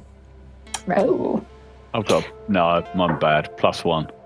sure. I'll I've got a stroll plus up to 6. this Can I fellow. roll as well, or do you just want one person to roll? I mean, anybody who can roll. I just think that's the kind of thing you have to have ideally you have to be trained in order to notice this kind of thing.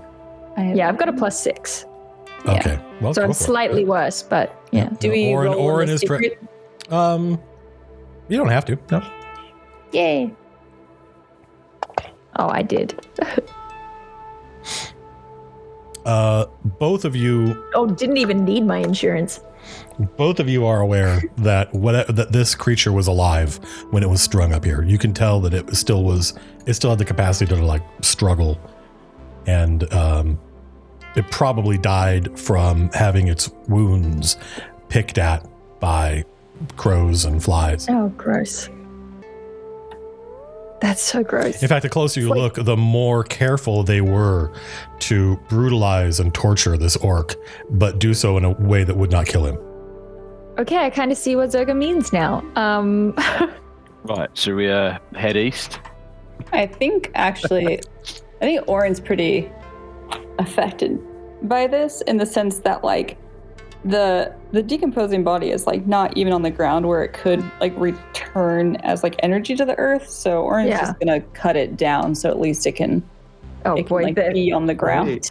They're fully gonna know that we were here. Yeah, maybe we shouldn't. Maybe ropes wore out.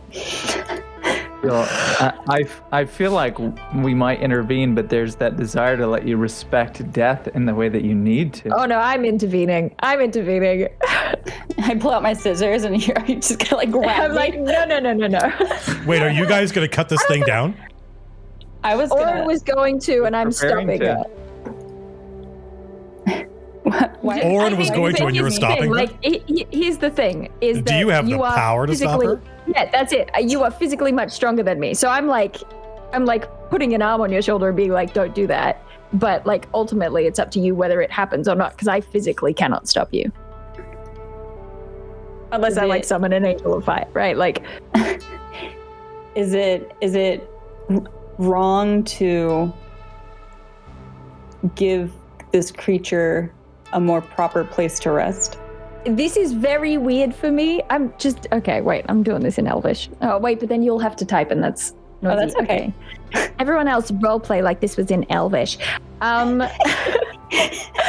This is very unusual for me, but I'm thinking of the humans, and I think that if we cut this thing down, it could lead to trouble for them down the line. Like, I think as horrible as this thing is, I think we have to leave it there.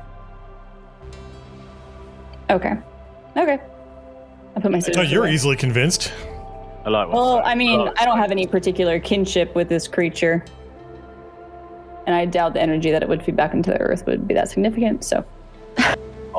Take that. Now.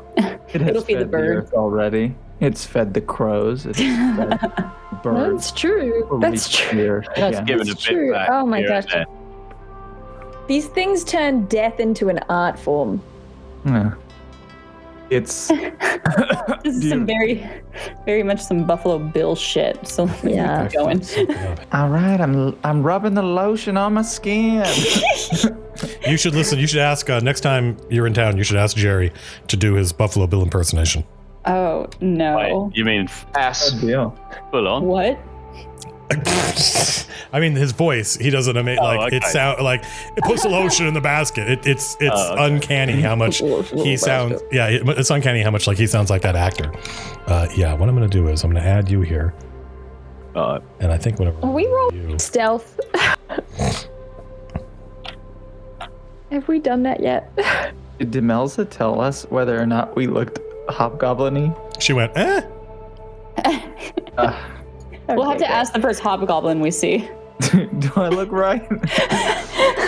We could look at them and look at ourselves and be like, oh shit, no, we did this all wrong. We're wearing everything upside down and backwards. Oh, so, all right. So you leave the gutted and hung orc. I guess I should say hanged orc where it is. And you Sorry. I've heard such rumors of orcs, but I cannot confirm or deny. And you continue on. You continue directly south into the Blood Skull Hobgoblin territory. Can we do so as stealthily as possible? Would you like to make stealth checks? I would like to. Yeah, I heard to would. try. I'll take a natural 10. I don't think we want to be bowling through here too noisily, do we? So, yeah. Like, we'll be bad at it, but we may as well try. Wow, somebody rolled really well, and then somebody rolled really badly. Oh god, I gotta roll. Wait. Yeah. Wow. Anna, you have no bonus to stealth, No. but you rolled a 20. I rolled a 20? You did. Oh, Actually, seeing that thing spooked you into being real quiet. all right. So That's exactly what happened. I am going to put you guys on here somewhere. Let's see. I'm going to close the picture of this hanged corpse. This is spooky. This whole forest is spooky, but I feel real spooked. Like me, Dale. I can't imagine why. I'm definitely a little nervous. You just had 2 hours of a Goal war leader explaining to you that these things are like the worst fucking thing in this forest, and then you got to meet their handiwork. Well, no, the worst thing in the forest was that demon that one time. Well, I don't know. I mean, could have been one of our demons. Oh no, he's changed his mind. Great. So I said it was the scariest thing I'd ever seen, not the worst. Okay. It's the worst thing you've ever seen. Just then. you guys come to a defile. A defile. Yeah, it's just a dry riverbed. Justice, I need a pun based on defile and the corpse that we just saw, and defile. Well, now we've ruined it. I'm sure it's working on something. And Actually, go ahead. go ahead and make perception. Actually, let me see. I'll have. My perception is so good. My elven eyes Mine's not perceive terrible. all I have a +6 in the physical and the metaphysical. Okay. Go ahead and make. Actually, I can do it. You guys shut up. No. Yeah. No. Yeah, shut Let up. us make our rolls. No. Because you don't know what the. Fine. What are we not All right. rolling? So go ahead and make roll perception, everybody. Okay. You're moving silently, and you're okay. That's good. I'm mutinied. Wow. You guys are amazing. Your lowest roll was a 17. We're just We're not good at hiding, but we got using big eyes. all of our fingers to hold our eyelids open. Oh, actually, Okay. all the non-elves get +1 to that as well. Okay. Well, it's more than enough. You stop as you're moving silently, which by the way costs you movement, right? You have to move slower in order to maximize your stealth. And you hear a sound. It is almost certainly an intelligent creature speaking and trying to be quiet. Language is it speaking? Do you speak? It's a good question. What languages do you speak? I assume just Actually, here Elven I can Common. do. Here's what I can do. Is it a language I've heard Zoga and Co whispering in?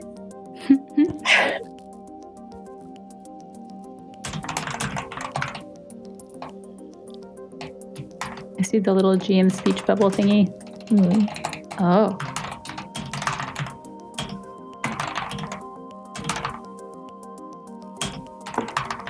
Oh.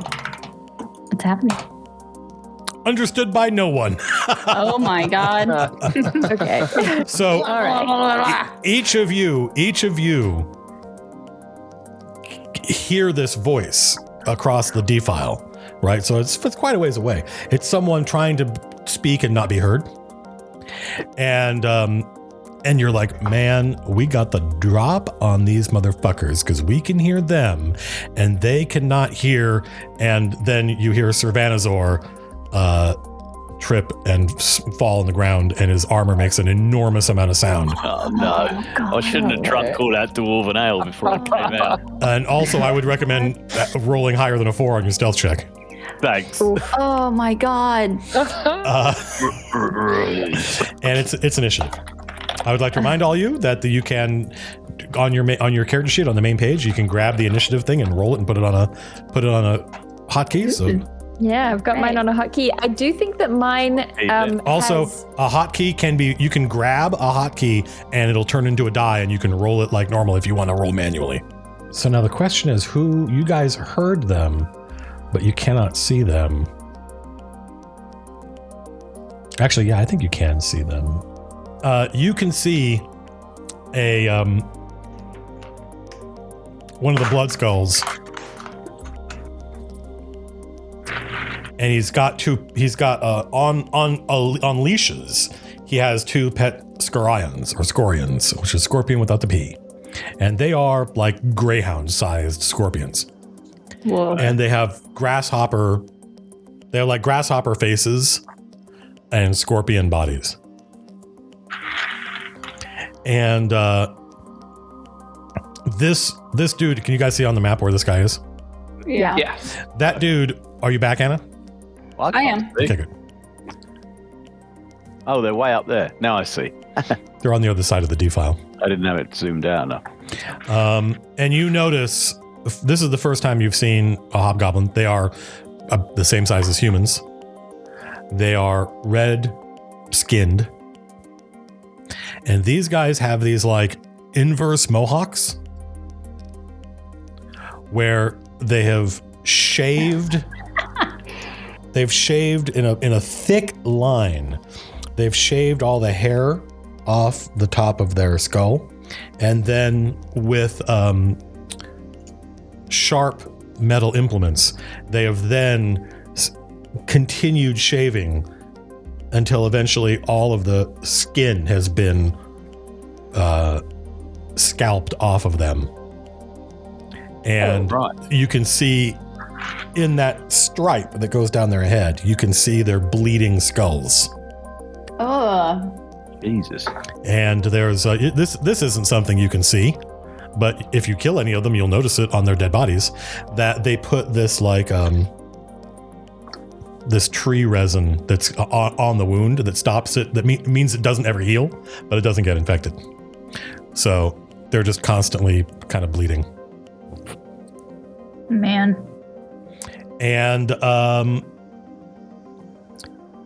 And you can see these 3, and they stop, right? Because they got the word from one of the other people in their party. But the person who spoke, you cannot see where they are. And it's 11:45. Maybe it's a good time to stop. Yeah, I'm down to fight next time. So the next time we pick this up, you guys will have your first encounter with the Blood Skull Hobgoblins. Blood skulls. All right. And by the way, now you know why they're called Blood Skulls. Yeah. Yeah. Because they're bloody skulls.